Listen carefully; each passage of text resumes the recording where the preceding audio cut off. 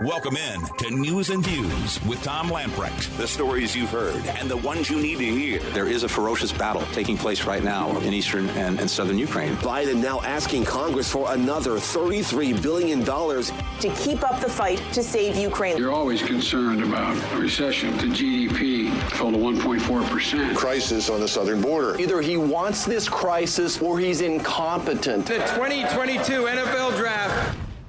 Your life, your values, your voice. This is News and Views with Tom Lamprecht on Talk 96.3 and 103.7. All right, welcome in. It is News and Views, Tom, Benny, and Clark. And for a Friday, the weekend is here, but lots to talk about. Interesting article in the Carolina Journal. We were talking about this earlier in the week after 3 judges came out and decided that they would give felons the opportunity to vote once they're released from prison, but not necessarily when they have fulfilled their constitutional obligations. So earlier today, it was reported in the Carolina Journal that state legislative leaders are asking the full 15-member North Carolina Court of Appeals to reconsider this ruling that came from 2 Democrats and 1 Republican. Well, the Republican dissented, but a 3-judge panel decided that in this 2-1 ruling, it would permit a felon to go out and once he's completed his active prison time. But the law currently says that, the change would apply to felons on parole, probation, or post-release supervision. The current law says you've got to fulfill all those things first. And they're saying, no, we're going to waive that. As soon as you get out of prison, you can go ahead and register to vote, which would affect 56,000 people. So now and again, these are the Republicans that have asked through an attorney out of Washington, D.C., the appeals panel to hear it en banc, which means all 15 members. The Superior Court has issued an injunction that is plainly irreconcilable with the North Carolina Constitution. This is what we said earlier in the week. I mean, the Constitution makes it pretty clear.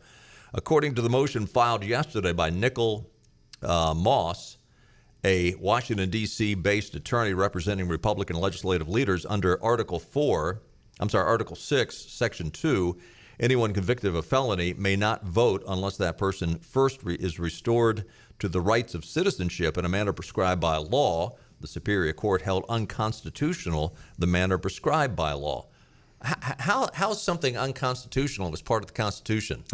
I mean, liberal justices have a way of, we consider that unconstitutional even though it's a part of the Constitution. In other words, felons would be allowed to register and vote despite the absence of state law required by the state constitution. Quote, the Superior Court new injunction would cause irreparable harm to the state and its voters in any election, Moss added, even if the State Board of Elections had sufficient time to implement that injunction between this year's primary and general elections. The facts remain that the State Board has been enforcing a different set of rules for over a year, rules that the North Carolina Supreme Court ordered the board to keep in place back in September, and that this court had ordered the board to keep in place through July. Again, this is just judicial malfeasance. I don't know about what more you can use to describe this. When you have political activists in the court that are saying the people of North Carolina be damned, the Constitution be damned, we're going to do what we please. And our ends justify our means. And if it means running roughshod over the Constitution, so be it. We mentioned the other day, there's no constitutional path, regardless if you think this is right or wrong thing to do. There's no constitutional path for these rights. But liberals all the time, you mentioned, how can the Constitution be unconstitutional? And liberals all the time say, well, hey, at one point, black people couldn't vote, women couldn't vote. We make amendments to the Constitution, but there's a process for that, and I mean that's to me it's kind of obvious rights, the other 2 things I mentioned, but it always seems to be arguing about things of election procedure that they want to use the Constitution or violate the Constitution for, and I mean poll after poll after poll says the voters don't like this, Democrat or Republican in general. I mean, this is just another method for the Democrats to say, hey, we've carved out another group that we can segregate to a one-issue voter, and if we can get them to the polls, by God, they're going to vote Democrat, and that's all it's about. And again, I can't remember what the number was, but I think it was 68%, 60-some% of North Carolinian voters. About 2/3 every time said, you see it. Yeah, that they think the Constitution is correct and that these felons need to pay their full debt before they're allowed to vote again. And you're talking about 56,000 voters that are felons that can now vote, that they ought to wait and fulfill their entire obligation. So then the question is, where are the constant siren calls of disenfranchisement that we hear constantly from the left when it comes to photo voter ID? Mm-hmm. That's all we hear. But yet now that they can bring some people in that are going to vote for the progressive agenda, there's no calls of disenfranchisement now. And again, this Attorney Moss basically reiterated what Judge Jefferson Griffin, the Republican, said, that if convicted felons are permitted to vote in November and petitioners subsequently prevail on the merits of their appeal, as they likely will, quote, untold thousands of lawful votes cast by North Carolina citizens likely will be diluted by votes cast by convicted felons in violation of our state constitution. And that's pretty much the definition of disenfranchisement. Yeah, definitely. And I wonder if with the activist Supreme Court we have now that is leaning Democrat 4-3, I wonder if they will just say, you know what, we got this, guys. We know what we're going to do, and just do the 4-3 vote and just override the Constitution. I mean, they've done it before. So. Oh yeah, I would not be surprised. I mean, especially watch if the court, and my hunch is because of the majority of Republicans on the Court of Appeals, my hunch is that this Court of Appeals will take this up en banc. The whole court will hear it. And as soon as you hear that, realize if the Supreme Court allows the court system to work, it probably will mean that the Court of Appeals en banc taking it up will delay the situation long enough that if they came out with a ruling, these felons would not be allowed to vote prior to the general election.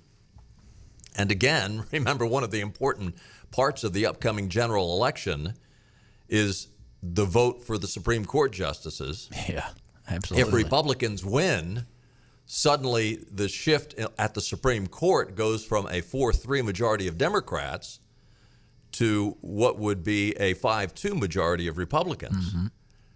And at that point, it's highly diluted. Now, regardless of whether felons can vote or not in this upcoming election, perhaps the Republicans will prevail.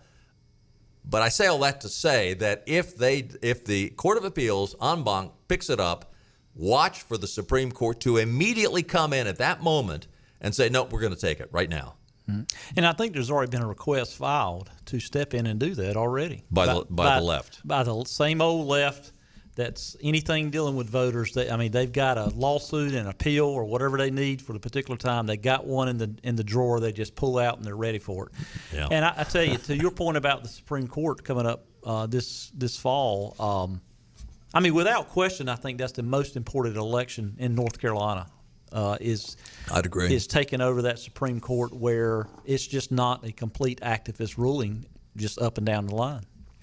Speaking of election and election law, I want to go back to a article out of the Carolina Journal we mentioned in passing yesterday because it just broke yesterday as we're going on the air.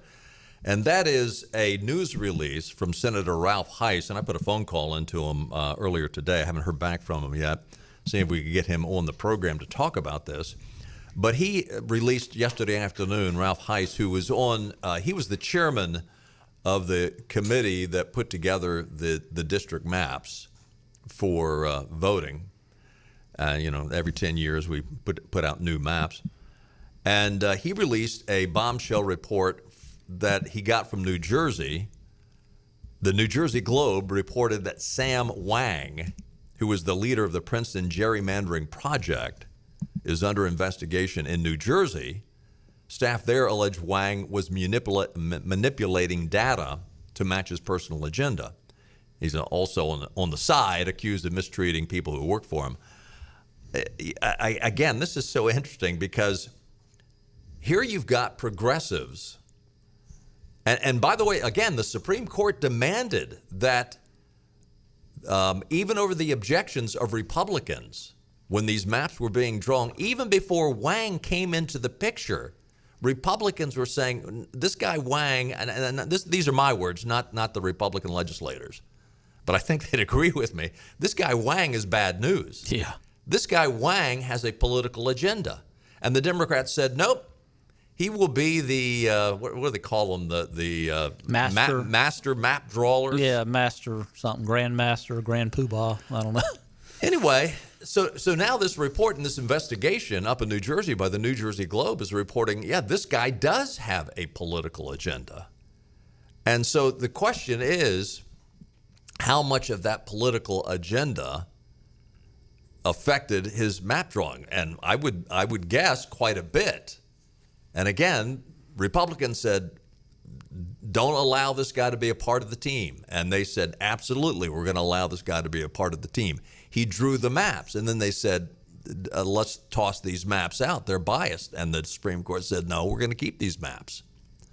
What's interesting about this now, and again, I don't know how much it will affect things, but when it came to the congressional maps, Heiss is referring to analysis suggesting that the court-imposed congressional map has 7 districts favoring Republicans, 6 districts favoring Democrats, and 1 judge as a true toss-up district. What was interesting about that is the maps that the Republicans came up with had 6 favoring Republican-friendly districts, 4 that were friendly to Democrats, and 4 that were competitive districts. So, it makes you wonder, was Wang basically saying, you know what, we are going to be in trouble anyway? And again, I don't know how, I'd have to go back and study to figure out, you know, how much of a change this was. But the idea of fairness, apparently they didn't really want toss-up districts. They wanted districts where more Democrats could have a favorable outcome.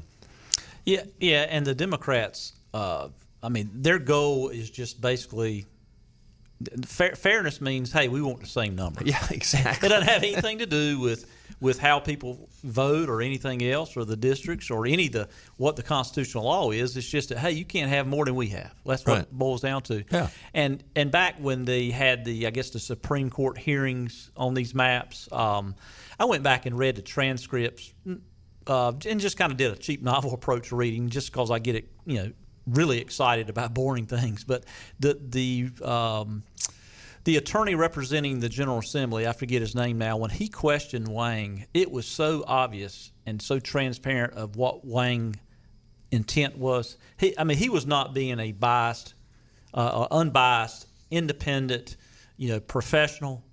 He definitely was leaning Democrat, and it was so transparent in his testimony. To me, it was just amazing to me that how anyone sitting on that court couldn't see it. And it just told me that, hey, all you care about is your party. That's all. Well, we out of the Supreme Court, we've seen that time and time again. So, yeah, they don't have a good track record on actually making fair judgments on this stuff. Speaking of ridiculous, biased, your comments earlier, okay, what's good for the progressives is fair. What's bad for the Republicans is okay by the progressives. Boy, we got to take a break. When we come back, I want to talk about this. Basically, we're going to start a Bureau of Disinformation, a disinformation government board. This is coming out of Secretary Mayorkas's Homeland Security operation and the Biden administration. This is bad news. This is unbelievable that basically your free speech is going to be monitored by the Biden administration if this passes. Stay with us. Reserve it, then ride home in it at Greenville Toyota. Camrys, Corollas, Tundra trucks, RAV4s, and more are on the way. Reserve yours before it's gone. Plus, get more for your trade. Reserve and ride today at Greenville Toyota. Hey, we're at Maribella's in Greenville, the new location of Maribella's on Fire Tower Road. If you haven't been to this place yet, let me tell you, you are missing out. I want to introduce my friends from Maribella's. I've got Sal, Massimo, and Pietro here. These guys are awesome. Not only do they make great food, they do a lot of things for the community, which we're going to be talking about. But Sal, let's start with you. Let's talk about the new location of Maribella's on Fire Tower Road. I'm a regular here. I love it. You guys call it Old World Pizza.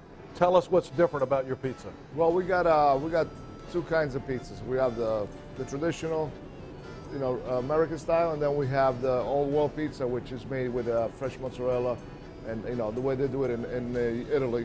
Massimo, when you talk about doing this food right, it's authentic. And when I talk about authentic, you grew up in Italy, so you grew up with this food. You know how to make it.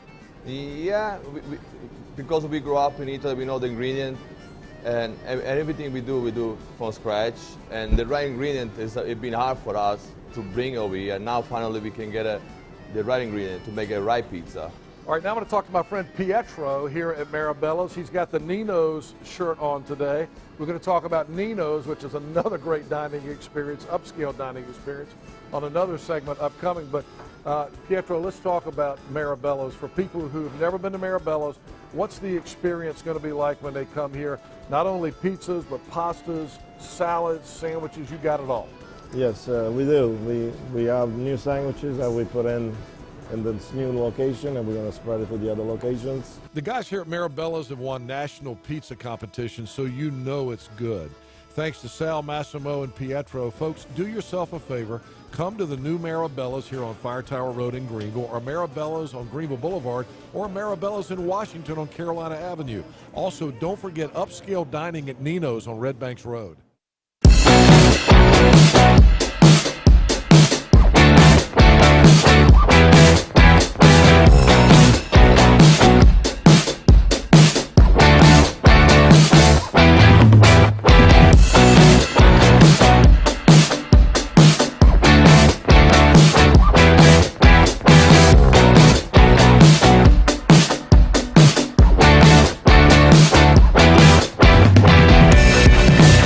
Reserve and ride your pre-owned vehicle at Greenville Toyota. Shop a huge selection of quality used cars, trucks, SUVs, even luxury models, all with no charge maintenance, plus a 100,000-mile used car warranty. Reserve and ride at Greenville Toyota.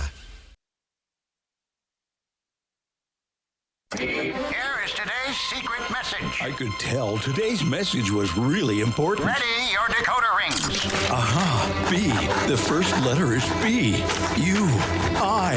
It was getting easier now. L, D, build. Build what? Hurry up in there. What was it? The fate of the country may hang in the balance. Decode the day's news. Build back better?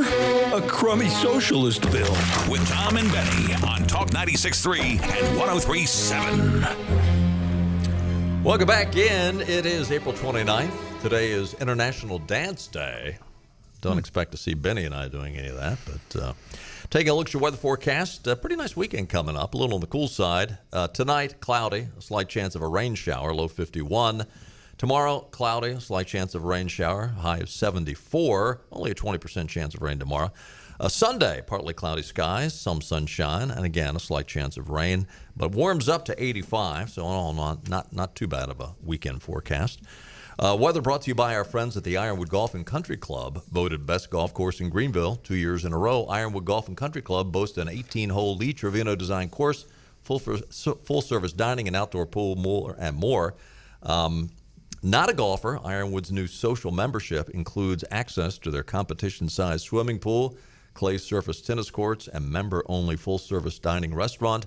For more information, contact Membership Director Jenna Doyle. Her number is 252-752-4653. And get out and enjoy at Ironwood Golf and Country Club. The Daily Wire and numerous other media outlets are reporting on this new disinformation governance board that the Biden administration has come up with through the Homeland Security Secretary Mayorkas, House Minority Leader Kevin McCarthy responded to this new disinformation board with a statement to the Daily Wire yesterday saying that the move is Orwellian. We're just talking about that during the break. The new Disinformation Governance Board was announced on Wednesday. And interesting that the timing of this disinformation board happens right after Elon Musk purchases Twitter.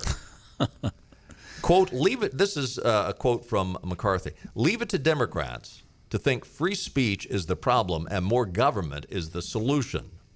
The notion that the same party that spent 4 years promoting the Russian collusion hoax, suppressed the Hunter Biden laptop story, and equated parents to domestic terrorists believes it has the credibility to tell Americans what is true is laughable.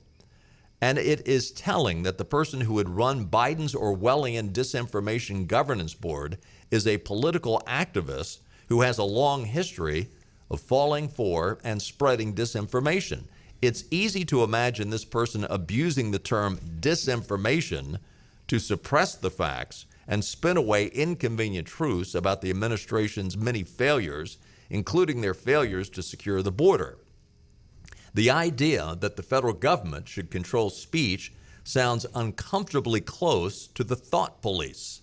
Biden must immediately abandon his plan to create a modern-day Ministry of Truth. Is that what the Third Reich called it, the Ministry of Truth? No, that's what was in 1984. Oh, that's right. Orwell. Yeah, okay. Yeah. Well, the Third Reich had this. Yeah, we couldn't remember what the name of it was, but yeah, they had something. It was called, and it was enforced by the brown shirts. Mm-hmm. And the book was written in 1949 by George Orwell, just post World War II, obviously. I mean, by a person that had seen what had happened in Nazi Germany prior to and during the war, but also what was spreading across Eastern Europe post World War II. And it's just amazing the similarities to what was written so long ago. And was it Nina Jankowicz? Right, she is the person that Biden has picked to lead this. And I mean, she's on record, a prolific tweeter, saying all sorts of things back on the just pushing the Russian disinformation story, saying there was nothing to the Hunter laptop story. And I mean, it's like, what are you doing? Putting a fox guard in a hen house, basically. Yep. So yesterday, Jen Psaki was asked about this at her briefing. Cut 3, Clark. There's been some criticism of the person who's been chosen to oversee this board. She had previously called the Hunter Biden laptop a Trump campaign product, seeming to discredit its validity or validity of reporting surrounding that. How can you assuage concerns of people who are looking at this person who's been appointed to this position and wondering if she's going to be able to accurately judge misinformation now that a lot of that reporting has been proven to be factual in some ways? Well, I don't have any comments on the laptop, but what I can tell you is that it sounds like the objective of the board is to prevent disinformation and misinformation from traveling around the country in a range of communities. I'm not sure who opposes that effort, and I don't know who this individual is, so I have no comment on it specifically. I can think of plenty of people that would be against the government telling us what speech is acceptable and what speech is unacceptable. A disinformation government board, again, it sounds like something out of Pravda or the Third Reich. It is beyond the pale. And Jen, the problem is not monitoring disinformation. The problem is the administration's definition of misinformation and the idea that we'll have a government monitoring free speech. I mean, we used to say you have free speech, but that doesn't mean you can yell a fire in a crowded theater. But now the left has added to that the freedom of speech does not allow you to utter anything that undermines the progressive agenda, even if it is the truth. And we don't trust Jen Psaki and the Biden administration and this Nina Jankowicz as far as we could throw them. No, we do not want you in charge. And again, here you've got Just like the Supreme Court has basically said that, or the panel of 3 judges in the North Carolina Court of Appeals says the North Carolina state constitution is unconstitutional. This is basically what the Biden administration has said. The Constitution that grants us freedom of speech is unconstitutional. It's really, we're living in a bizarro world, I guess you could say it, because I don't know, when you hear Jen Psaki say things like that and come out of these Democratic pundits on television, you're just wondering, like, they're living in a bubble, or either they're just absolute liars, pathological liars of the stuff that they're putting out there. And it's so telling that book, 1984, is written in 49. Interesting enough, in 1984, the movie came out. And for people that, maybe they're not readers like I like to read, and I like movies too, but the movie was really well done and pretty much followed the book. So, you can find it out. It's all over. I'm sure you could go to one of the the pay-per-view channels and get it for $1.99. The main character, Winston Smith, was portrayed by actor John Hurt. Not that common name. If you saw him, he's been in several things. He had the raspy smoker's voice. That's the way I always describe him.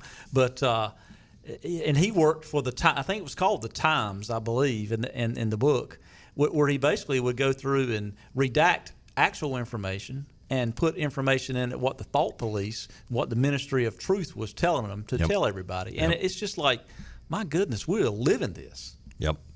And again, this is why the left is going nuts over Elon Musk, saying, no, we're just going to have open, free truth. Well, I was thinking about last night, when they haul in Elon Musk to testify before Congress, I don't care what I'm doing. I will not be working. I will be glued to the TV because I believe Elon Musk. I've heard some pundits say, he doesn't know what he's in for. I think Elon Musk doesn't. He don't give a damn about those guys up there, and he's going to embarrass them. I think. Yeah. We can only hope so. Yeah. So Biden's decision to kill and over-regulate energy in the United States, immediately he shuts down the wall and shuts down the XL pipeline. As soon as the first day in. And he has been, and even the other day, he continues to talk about how they're going to fight the fossil fuel industry. Continues. And yet when we look at the prices, it's not his fault. It's the greedy oil barons, and it's Putin. But out of the same breath, he asked OPEC, "Hey guys, how about increasing supply a little bit so we can kind of drop these prices down?" And he hadn't done it. He didn't do it, I should say. But he was down there talking with Venezuela. Well, guess what's happening over in Europe right now? They are building and just about completing liquid gas pipelines. Mm. And guess who's paying for it? Amongst other people, the United States. That one particular pipeline, the 240 million euro, $250 million in U.S. dollars, this pipeline is going to carry 3 billion cubic meters of gas per year. It received funding from Bulgaria, Greece, the EU, and from the United States. Good grief. Yeah. So, I'm just like we're worried about everybody else's border but ours, we're paying for gas pipelines overseas in Europe, and that's not the only one. There's another pipeline that's going in. But listen, these nations realize, okay, what's the solution for our energy? It's the pipeline. And again, you've got to come back and ask yourself the question, does Joe Biden, of course Joe Biden doesn't really know what's going on, but do the progressives that are using Joe Biden, do they care one iota about the actual environment, or is it all about destroying the United States of America? You've got to come to the conclusion that it's the latter. Mm. They don't care about the environment. No, we would work it out. We would make sure it's eliminated. Yeah, if we're going to eliminate you. And John Kerry. John Kerry actually came out and was against Ukraine getting MiG fighters because of the carbon footprint. Mm-hmm. Yeah. And in the meantime, he flies all over the world. It is nothing to do with the environment. It's everything to do with their agenda, and a big part of their agenda is destroying the United States of America as we knew it growing up in it.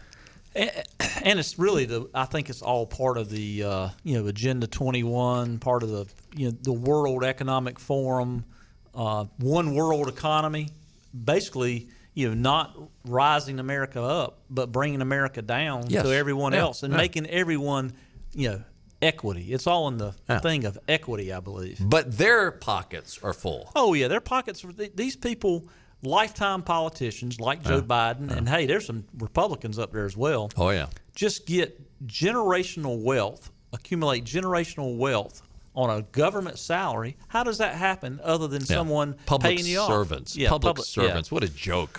I mean, we've talked about on many topics before, these people can't be that big of idiots. It's intentional what they're doing. Oh, yeah. I mean, it's intentional. Exhibit C for the hypocrisy of the Joe Biden administration.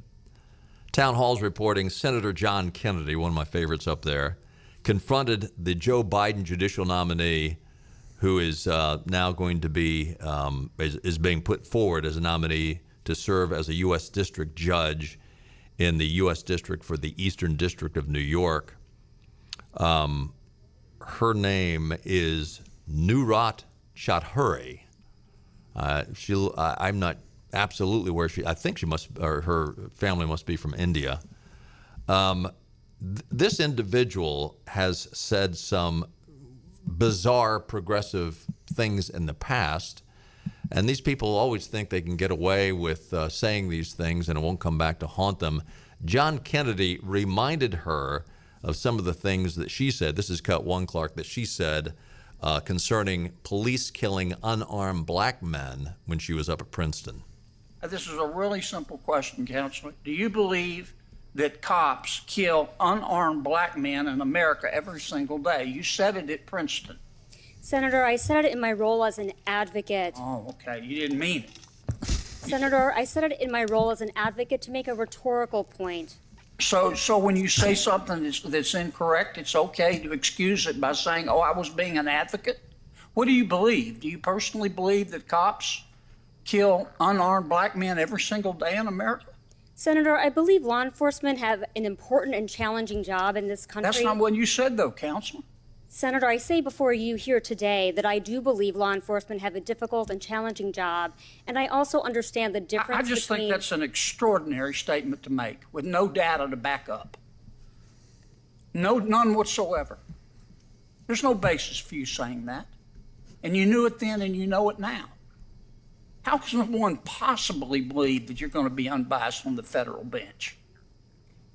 Senator, I believe my record shows that I have worked collaboratively with law enforcement in Boston, Chicago, Mississippi, and Milwaukee to solve complex problems to promote constitutional, effective, and safe Your record policing. shows that you believe cops are guilty until proven innocent. Your record shows that if a cop If a cop shoots a criminal, it's the cop's fault. And if a criminal shoots a cop, it's the gun's fault. I've read your record. Ms. Murrell, and I don't appreciate you not answering the question straight up. I would respect you a lot more if you'd just tell us what you believe and not try to hide it. It's amazing how these liberals, when they want to pass the court of public opinion, suddenly turn into conservatives. Oh, yeah. And, everything I've done is constitutional. Oh, yeah. And to Senator Kennedy's point, when she responded to him, she was not answering a question. It was obvious she was reading a prepared statement that had been, oh my gosh, it had been through the ringer to make sure it said the right things. Oh, yeah. I think they should require people, just like when Amy Coney Barrett came before the Senate committee, for the Supreme Court bench. She came in with, hey, just sat there. Didn't have anything in front of her. I mean, yes, I know she prepared for it, probably went back and reviewed some of the things she had done on the bench. But I would require everybody, hey, we're going to ask you questions. Right. the truth is the truth, and the truth is easy to remember. Bingo. And you don't have to memorize the truth. No, and it's obvious what her agenda was. I mean, if you say something as an advocate, then okay. So I'm allowed to be an advocate for a position and lie. That's what his point he was getting at. And that's, politicians do it every time they run. Yeah, but Senator Kennedy's he's my new favorite guy in Washington. I would just love to sit down with. And I was thinking the exact same thing. I was thinking the exact same thing. Shoot a fat. Right now, if there was two people I could go up and spend a couple of hours with, one would be Clarence Thomas, and two would be Senator Kennedy. Where would Richard Burr fall in all this? He's down like 134th. So. Hey, we got to take another time out. Stay with us. When we get back, Hunter Biden, the deviant. We'll tell you why. Fantastic Sam's Cut and Color is hiring stylists. If you're driven, creative, and ready to make an impact, then we're looking for you. We offer competitive salaries, flexible schedules, and professional training with the newest technologies and equipment in the industry. Stop by your local Fantastic Sam's today and show us what you've got. Apply at locations in Goldsboro, Kinston, Greenville, New Bern, Morehead City, Jacksonville, and Calabash. Fantastic Sam's, real salon experience, real savings, real fantastic.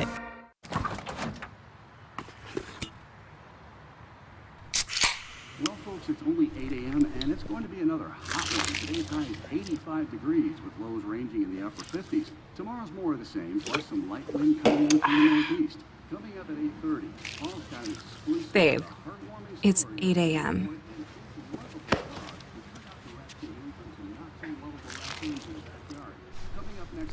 Fried chicken, better with Pepsi.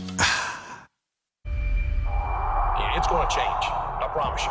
As I stand here, it will change. Okay, and when it does, that stadium, it's going to be rocking, and heaven help whoever walks in there to play us.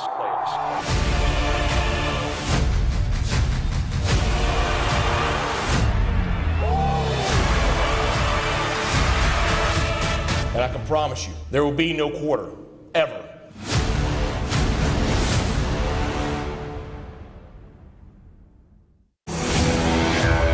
The best burgers around. Everyone loves a thick, juicy, and fresh burger.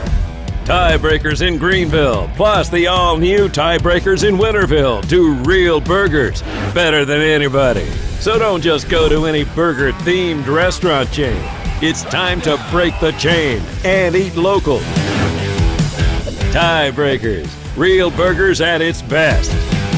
Everybody loves burgers. Air Service is back at Pitt Greenville Airport, offering safe, clean facilities and flights from American Airlines. That means the short commute, quicker lines, and better prices that get you where you're going fast and easy. See it for yourself. There's great things inside at Pitt Greenville Airport.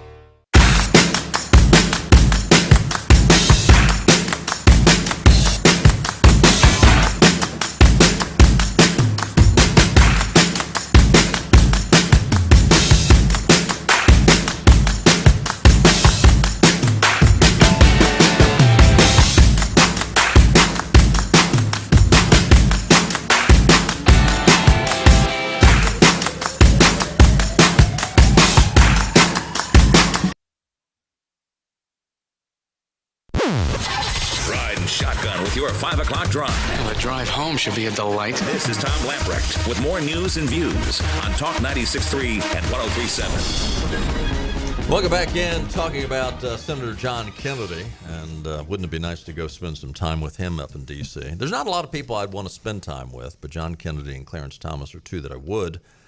The other thing that he was in the news for yesterday, they were talking about this student loan forgiveness thing that Biden sounds like he wants to pursue. And John Kennedy yesterday just said, look, here's my student loan agenda. You took the loan out, pay the bill. I mean, that's pretty simple. I mean, you signed up. You signed up to pay it back, and now you're upset that you got to pay it back. And it's just another case of they're trying to squeeze as many votes as they can for this midterm election, and they'll do anything it takes, regardless of the consequences on the American people and the backs of the taxpayers, just to get a few more votes. The New York Post and an op-ed by Tim Graham for Town Hall basically had, in recent days, some of the stuff is a few days old, some of it just came out today, but boy, they've run a bunch of stories on the deviancy of Hunter Biden. Yeah, he was this guy is a deviant. He is a pervert. He is... it's beyond the pale. You talk. I mean, everything: drugs, incest, child pornography. This guy is, and you'd think, of all the things this guy would have, instead of going out and getting his computer laptop repaired, you'd think he would have beat it to death with a sledgehammer, saying, "Nobody can ever get a hold of this stuff." You know, it's interesting how, when people manage to get away with so much stuff, they think they're invulnerable and they think they can do anything and no one's ever going to catch them. Well, he got caught. Hunter Biden desperately insisted his brother's widow, Haley Biden, get screened for HIV as their affair cooled off in the summer of 2018. Biden, 52, implored Haley to be tested for HIV in an email sent to Beau Biden's widow on July 27th, 2018. That was a month before he fathered a child out of wedlock with former stripper London Roberts. "You need to inform me of the result," Hunter wrote in an email on his abandoned laptop, a copy of which was obtained by the New York Post. "Today I'm getting tested." Hunter also accused Haley of being detrimental to his mental health and driving a wedge between he and his niece, Natalie, and some 3 years after his brother, Delaware Attorney General Beau Biden, died of brain cancer. I'm starting to think about this. This in and of itself is sick. The guy leaves his wife and 3 daughters to have an affair with the widow of his dead brother. Hunter went on to ask Haley to stop the BS regarding his niece, accusing his sister-in-law of trying to turn the young teen against him. In March of 2017, Page 6 exclusively reported Hunter and Haley are having an affair, and that Hunter had separated from Kathleen Biden. President Biden's son revealed in his April 2021 memoir, Beautiful Things, that he and Caitlyn divorced after his first wife found steamy text messages on an iPad between himself and his late brother's widow. Hunter detailed the rampages he went on in his unflinching 271-page book, Following Divorce, during which he stated the affair with Haley. And so this guy, and I'm thinking about this lowlife, not only leaves his own wife to have an affair with his dead brother's wife, but then writes a book about it to cash in on it. And old crazy Joe just acts as if this is normal family life. He is in the Biden crime family. Now, this is what Cousin Eddie Joe Biden said. Quote, "We're all lucky that Hunter and Haley found each other as they were putting their lives together again after such sadness. We're all lucky." How lucky was Hunter's wife and 3 daughters? This is, and anyway, he goes on to say, tell Haley how much he loves her, but go get tested for HIV. Well, she probably needed to get tested because of her relationship with Hunter. Hunter was stringing her along. 1 month later, in August of 2018, Hunter's child with stripper London Roberts was born. Interesting, you won't find the name of London Roberts in any liberal network transcripts. Anderson Cooper won't be interviewing her for 60 Minutes. Hunter and Haley split in late of 2018. In one email Hunter sent to Haley on December 2018, Hunter called her a clueless, middle-aged, over-Botox, fat loser. 1 day later, Haley replied, "Please stop the nasty emails. I'm not against you." Everyone would understand if she was. It turns out Hunter was also carrying on an affair. Are you ready with this? Now, I didn't realize this until I read this op-ed by Tim Graham today in Town Hall. He stopped his affair with his dead wife's widow, Haley, in order to pick up an affair with Elizabeth Secundi. Guess who she is? She's Haley's sister. Oh, my goodness. Yeah. Well, other than the fact that he, smokes crack and does all sorts of illicit drugs, the most important indicator I picked up on that Hunter Biden has poor judgment is the fact that he didn't know that strippers are not in love with you. I mean, I thought everybody knew that. Well, they're getting paid. When Joe or Hunter actually says, I don't recall. Now, Hillary used that line numerous times, I don't recall. But in the case of Hunter or Joe, they might not recall. They probably may not. They might not. Stay with us. We'll be right back. We're on location today at Fabric and Home Furnishings, Arlington Village on Arlington Boulevard here in Greenville. One of my favorite places in town, one of my favorite people in town. My buddy Lisa Pendry is here. And Lisa, when I walked in this morning, the place always looks great, but there's something new here. You got a brand new room. Tell us what's going on. We do, Henry. We are opening a Norwalk gallery, and we are so excited because this company is so custom. Been in business since 1902, built in Norwalk, Ohio. Tons of wood colors to choose from, over 900 fabric choices, and I've got a design team that can make it fabulous and help you find unique styles. So when you say custom, a custom furniture line, what does that mean exactly? You can literally choose the cushion, the fabric. You can even choose the thread color with this company. So wood choices, amazing fabrics, put 3 fabrics on 1 sofa, as much fun as you want to have. And that's what people want these days. They want it to be exactly the way they want it, so you can get that with Norwalk. You can.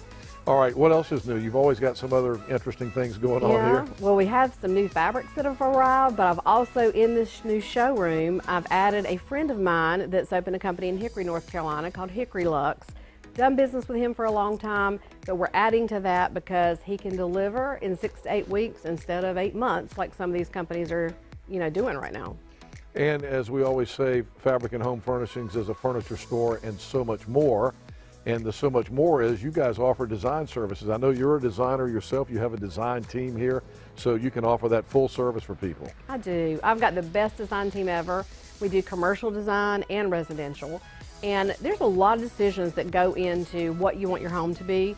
So we send somebody right out to the house for a flat one-time fee, not an hourly fee. And we analyze it, make a friend, and make it easy and painless and fabulous for people. Fabric and Home Furnishings here in Arlington Village. My friend Lisa Pendry. It's a furniture store and so much more. Come see them.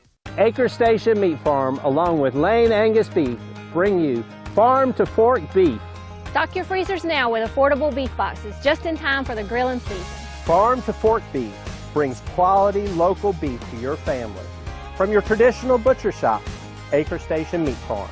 Come on down to Acre Station Meat Farm and find out why we're #1 in fresh cuts and friendly service. Acre Station Meat Farm, Highway 32 North, Pinetown. Empty lots at car dealers everywhere, except here. The selection you want is at Greenville Nissan. And during the Nissan Thrill of the Drive sales event, buy a new Nissan with financing as low as 0.9%. The versatile Nissan Rogue, the all-new Pathfinder, or gas-saving cars like Nissan Sentra and Altima. And yes, we have trucks. Buy the new Nissan Titan with 0.9% financing, or the all-new Frontier for $99 a month. Hurry to Greenville Nissan, where we drive to serve.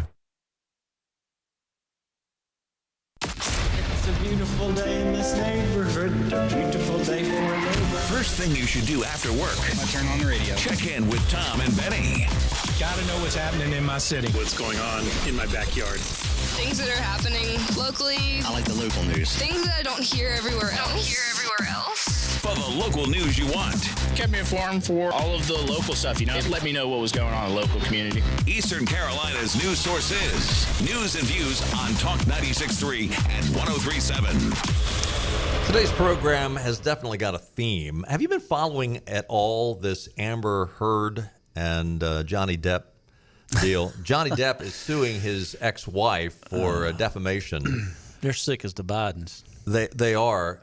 And this is sort of I'm not going to really get into it. I'm not feeling sorry for either one of them. But as part of the testimony, she came out and she talked about the divorce settlement, which happened, I think, back in 2018 or something, where Johnny Depp cut her a check for $7 million. Wow. She went on and started bragging about, I'm not interested in the money. This is all about fairness, and I've given all the money away. She claimed, well, here she is talking of herself. This is cut 2. This is an interview she gave shortly after the divorce. and actually were all kinds of accusations flying your way when you said all this, and then there was a divorce settlement. You got $7 million. People were saying this is all about the money, but then you did something that twisted that whole argument. What did you do with that money? $7 million in total was donated to, I split it between the ACLU and Children's Hospital of Los Angeles. ACLU is a human rights organization. Sorry, ACLU is a prominent organization, nonprofit organization in the United States. It's called the American Civil Liberties Union, and they work on behalf of marginalized communities on the ground and in legislative reform. Right. And well, more power to you, because that's something that I've never heard of. I wanted nothing. I wanted nothing. Guess what? It's all a pack of lies. She ended up giving $350,000 to the ACLU. She ended up giving $100,000 to the Children's Hospital. Oh, my goodness. The Children's Hospital actually came back and said, hey, you promised us $3.5 million. Should we expect any more? And again, you know, the theme of today's program is it's unbelievable how liberals will say one thing and do another. And, I mean, what do liberals do? They constantly are shaming conservatives, accusing them of being greedy. Anyway, it's unbelievable, the double standards. I mean, and you see it all the time. You see the Marxists at the Black Lives Matter spending hundreds of thousands of dollars on personal real estate. You see Bernie Sanders with his multiple homes, while he decries Americans and conservatives for being overly greedy. It's unbelievable. The hypocrisy knows no bounds. No, indeed. Hey, listen, have a great weekend. Weather-wise, it's going to be pretty nice. A little cloudy skies, maybe a chance of a passing shower. Get out and have some fun, and we'll do it again next Monday at 5. We'll see you then. Bye-bye, everybody.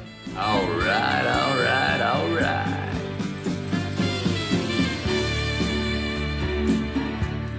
What do you see when you imagine life on the coast? Is it salty or sweet? Is it refined or a bit wild? Perhaps it's the perfect combination.